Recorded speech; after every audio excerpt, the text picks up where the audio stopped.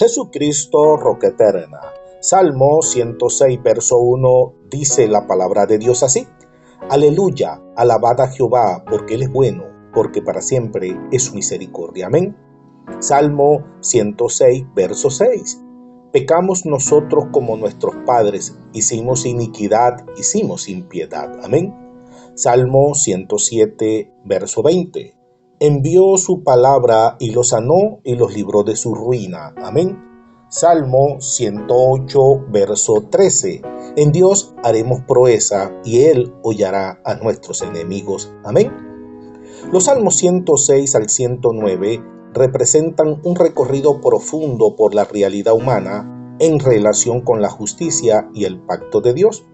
Mientras el Salmo 106 actúa como un espejo honesto de la historia de rebelión del pueblo, el Salmo 107 responde con la inagotable capacidad de rescate divino. Por su parte, el Salmo 108 eleva la adoración como estrategia frente al conflicto, culminando en el Salmo 109, un lamento crudo que clama por justicia ante la traición. Juntos, estos salmos exploran la tensión entre la fragilidad humana, la maldad del mundo y la respuesta soberana de un Dios que, a pesar de todo, permanece fiel a su carácter de juez y salvador. A su nombre gloria. Amén. El Salmo 106 es una confesión nacional de pecado que contrasta la inmutabilidad del amor divino con la constante rebelión humana. Amén. El prólogo de alabanza y petición, versos del 1 al 5.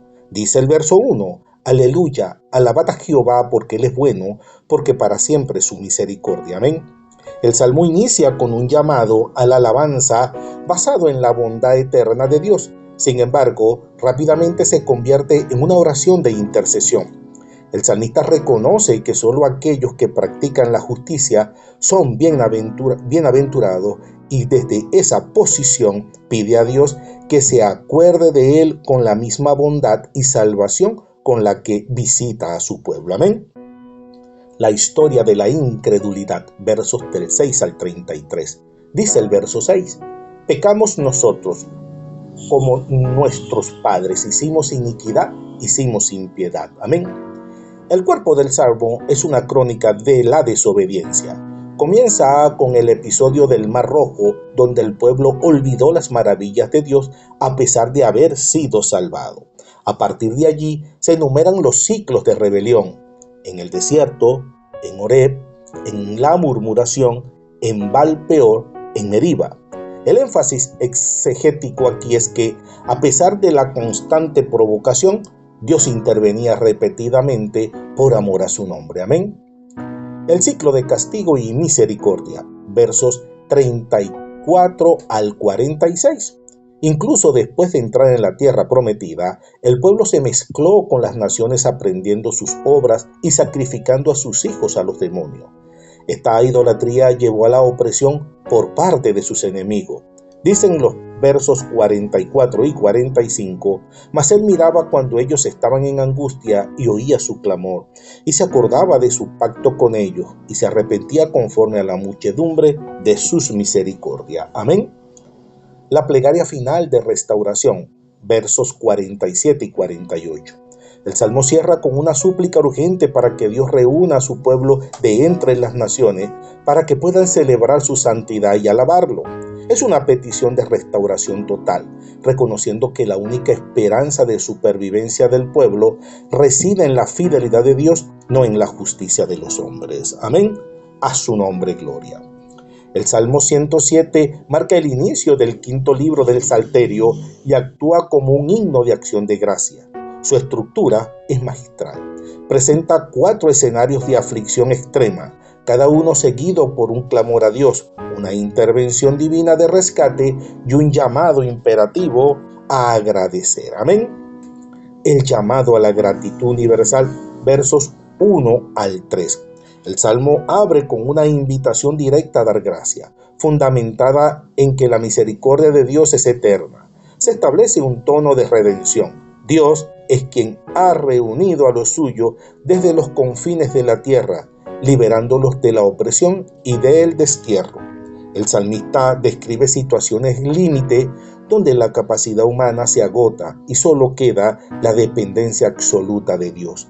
Dice el verso 6: entonces clamaron a Jehová en su angustia y los libró de sus aflicciones. Amén. Veamos los 4 cuadros de rescate. Primero, errantes en el desierto, versos del 4 al 9. Segundo, cautivos en tinieblas, versos del 10 al 16. Tercero, enfermos por insensatez, versos 17 al 22. Y cuarto, navegantes en la tormenta, versos 23 al 32. Amén. La soberanía divina sobre la naturaleza y la sociedad, versos 33 al 42.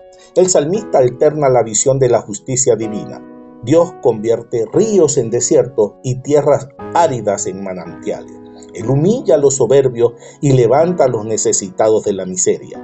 Este pasaje final argumenta que la providencia no es un solo proceso automático, sino un acto deliberado de la voluntad divina que responde a la conducta humana. Amén.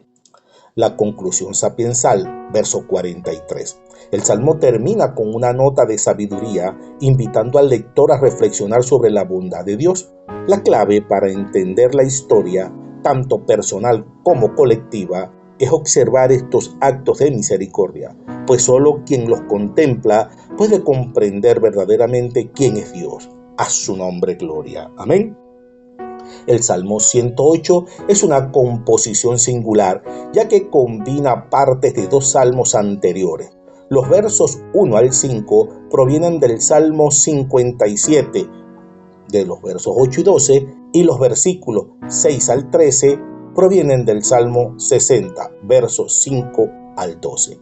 Su estructura lo transforma en un himno de confianza y súplica estratégica, donde el salmista reafirma la soberanía de Dios sobre las naciones antes de pedir su intervención en la batalla. Amén. Firmeza en la alabanza, versos del 1 al 5. El salmista declara una disposición total de su corazón. La alabanza no es una actividad ocasional, sino una decisión firme. Firme está mi corazón. El uso de los instrumentos, salterio y arpa, simboliza la dedicación de todas las facultades humanas para exaltar a Dios. El propósito de este canto es declarar la gloria de Dios por encima de los cielos y de la tierra. Amén. Estableciendo que el fundamento de su confianza es la misericordia divina que supera la comprensión humana. Amén. La petición de victoria y el reinado divino, versos del 6 al 9. El tono cambia de alabanza a la intercesión política y militar.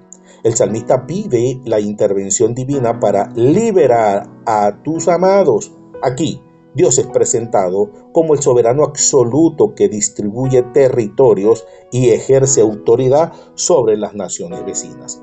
El lenguaje es de conquistar y posesión. Siquem, Sucot, Galat y Manaset son presentados como parte de su dominio, mientras que Moab y Edom son subordinados, afirmando que ninguna nación puede resistirse a la voluntad del juez supremo. Amén. Realismo y esperanza frente a la adversidad, versos del 10 al 13. Dicen los versos 12 y 13.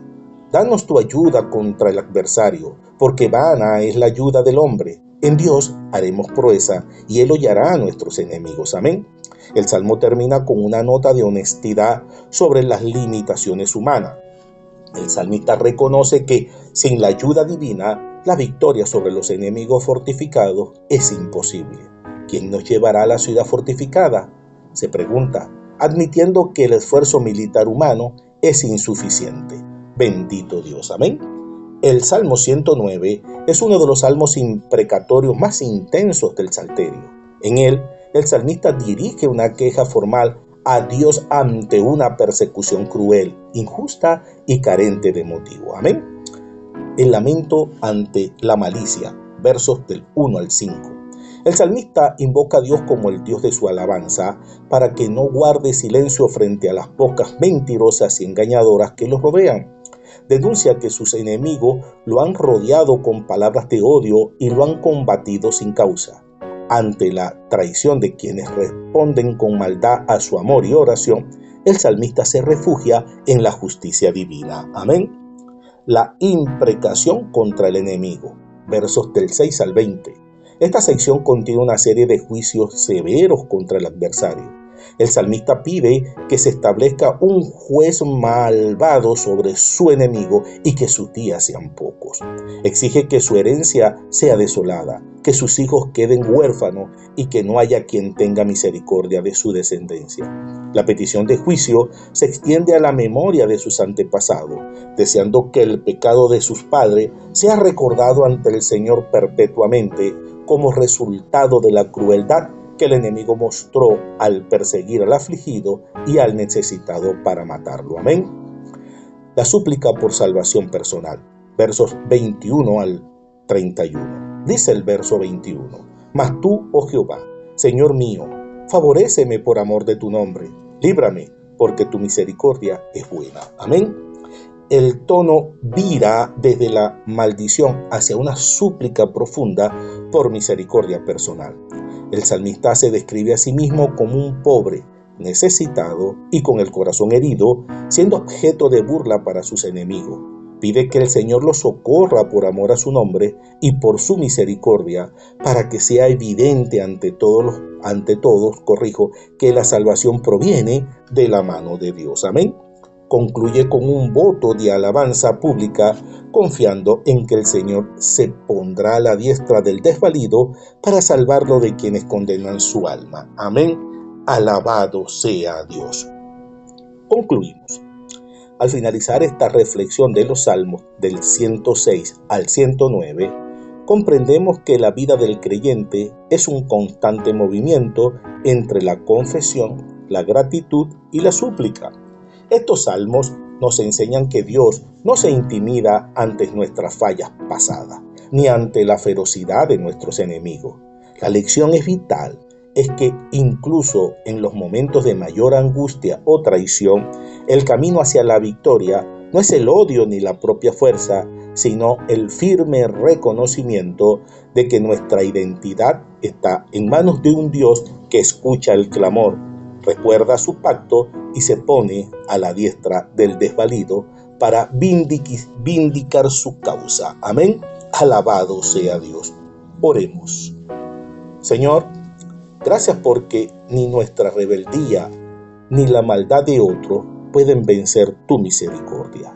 Te pedimos que limpies nuestros corazones de toda incredulidad y nos concedas la sabiduría para permanecer firmes en tu adoración, incluso en medio de la prueba.